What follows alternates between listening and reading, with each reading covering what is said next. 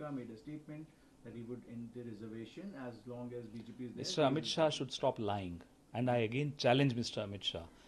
Is he in agreement with Mr. Rahul Gandhi when Mr. Rahul Gandhi demands that the 50% limit on reservations for SCs, STs and OBCs should go?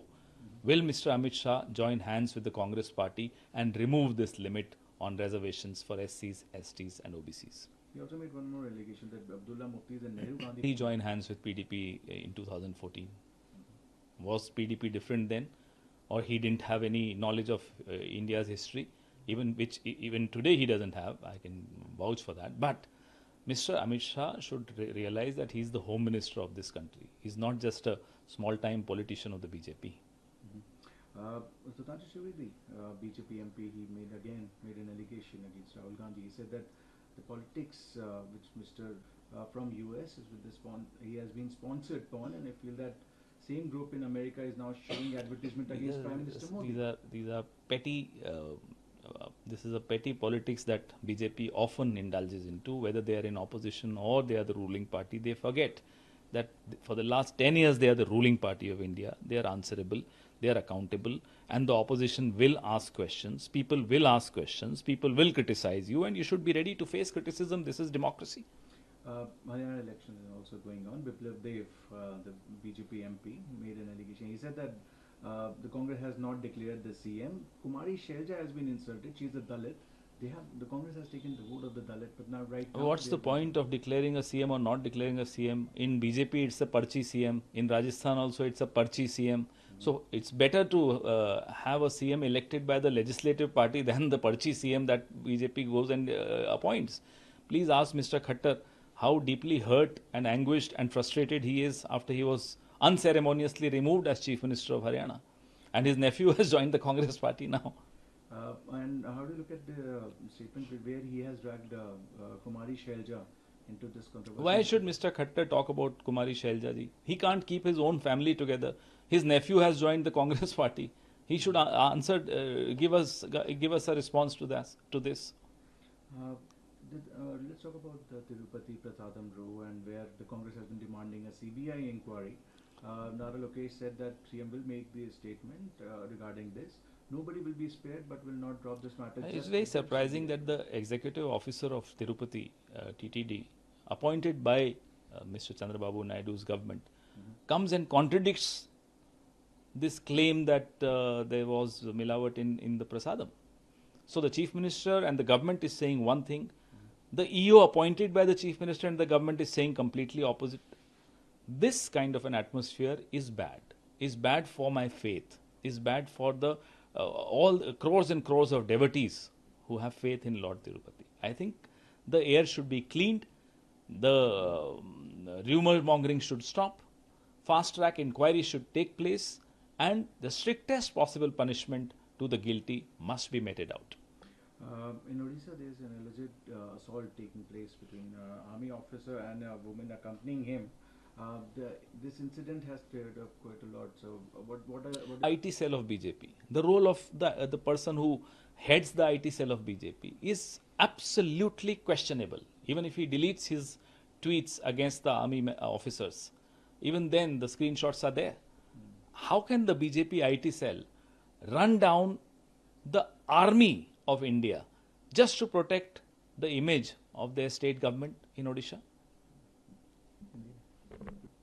प्रधानमंत्री Modi US में हैं, क्या उम्मीदें रहेंगी उनकी इस visit से आपकी? हम उम्मीद करते हैं कि जैसे उनकी पुरानी यात्राएं रही हैं पिछले 10 साल में, सिर्फ अपनी तालियां बटोरना और नेताओं से गले लगते हुए की फोटोएं डालना, उससे कहीं आगे बढ़ें और देश के हित के लिए भी कुछ करके लौटें।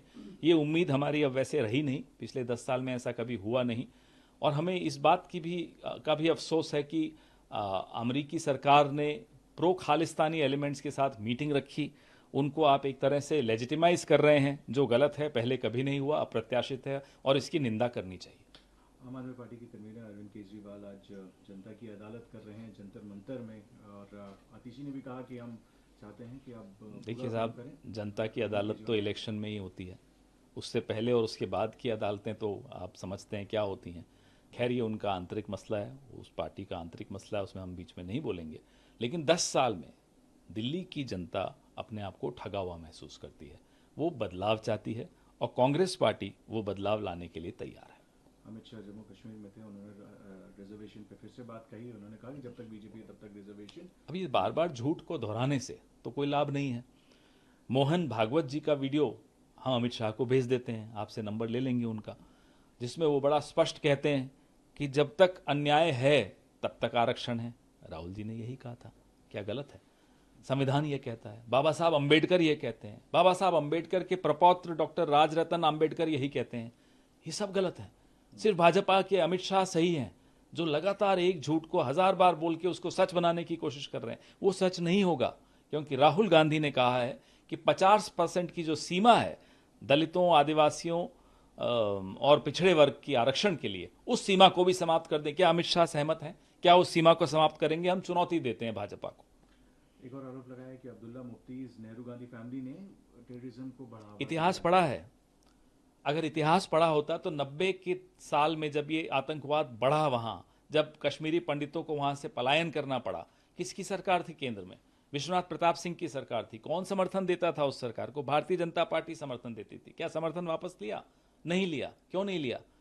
उस वक्त राजीव गांधी जी ने संसद का घेराव किया था कश्मीरी पंडितों के पलायन के विरोध में। अडवाणी जी ने नहीं किया था, भाजपा ने नहीं किया था, राजीव गांधी ने किया था। इतिहास पढ़ के जाया करें, मुंह खोलने से पहले आंखें खोल के, किताब खोल के पढ़ना चाहिए।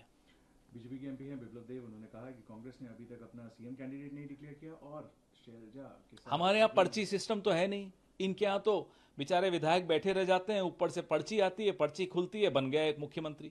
ये पर्ची की जो प्रथा है मुख्यमंत्री बनाने की, हमारे यहाँ नहीं है। हम विधायकों से सलाह लेकर मुख्यमंत्री बनाते हैं। कुमारी शैलजा को भी ट्रैक करने की कुछ भी, वो दलित हैं, कांग्रेस ने वोट। अरे साहब, हम कल सुन रहे थे खट्टर साहब कह रहे थे कि शैलजा जी हमारे, अरे आपके अपने भतीजे तो कांग्रेस में आ गए, उनको तो रोक नहीं पाए। आप कौन होते हैं हमारे किसी नेता पर डोरे डालने वाले? आप खुद तो हमारे दरवाजे खटखटा रहे थे, इशारे भेज रहे थे, संदेशे भेज रहे थे जब आपको मुख्यमंत्री पद से हटाया। जवाब दीजिए।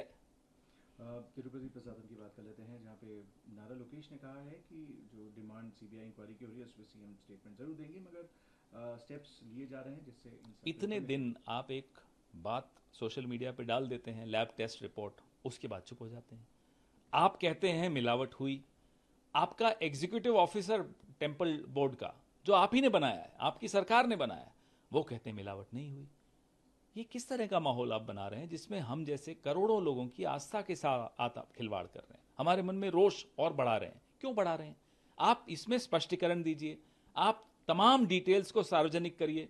कौन जिम्मेदार है, क्या ये हुआ, कब हुआ, किसने किया, सजा क्या देंगे, कितने दिन में देंगे, ये सब सवालों के जवाब दीजिए। आखिरी प्रश्न मेरा रहेगा, उड़ीसा की जो घटना सामने आई है जहाँ पे आर्मी ऑफिसर और उनके साथ जो कंपनी करी थी, जो घटना सामने आया है और असॉल्ट भी हुआ था, आप कैसे? भाई, आपके सामने है, पुलिस ने क्या किया सबके सामने है, पूरे विश्व ने देखा।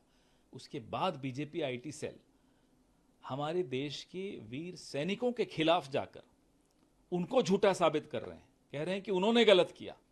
बीजेपी आईटी सेल आज बेनकाब हो चुका है। आप अपने एक राज्य सरकार की छवि बचाने के लिए पूरी भारत की सेना की छवि को खत्म कर देंगे, ये हम बर्दाश्त नहीं करेंगे।